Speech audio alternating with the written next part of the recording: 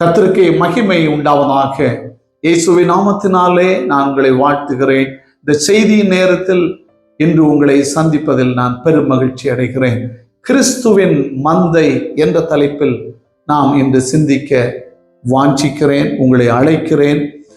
யோவான் 10வது அதிகாரம் 4வது வசனம், மேய்ப்பனானவன் தன் ஆடுகளை வெளியே விட்ட பின்பு அவைகளுக்கு முன்பாக நடந்து போகிறான். ஆடுகள் அவன் சத்தத்தை அறிந்திருக்கிறபடியினால் அவனுக்கு பின் செல்லுகிறது. இந்த வசனத்தில் 2 காரியத்தை சிந்திக்க நான் வாஞ்சிக்கிறேன். ஆடுகள் மேய்ப்பனானுடைய சத்தத்தை கேட்டு பின்தொடருகிறது. 2வது, மேய்ப்பனானவன் ஆடுகளுக்கு முன்பாக கடந்து செல்லும் போது அவருடைய அடிச்சொல்வுகளை பின்பற்றுகிறது.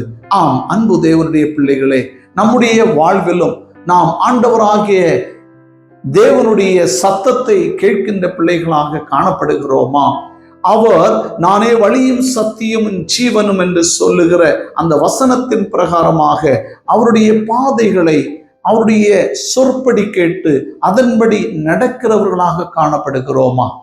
அதன்படி நடக்கிறவர்களாக காணப்பட்டார் ஆண்டவராகிய இயேசுவின் சத்தத்தை கேட்கின்ற பிள்ளைகளாக, ஜனங்களாக காணப்பட்டார். அவர் நம்மை அபரிதமாக ஆசீர்வதித்து பாதுகாப்பான பாதையில் அவர் நம்மை வழிநடத்தி உங்களை அவர் காத்து ஆசீர்வதிப்பாராக. ஆமென்.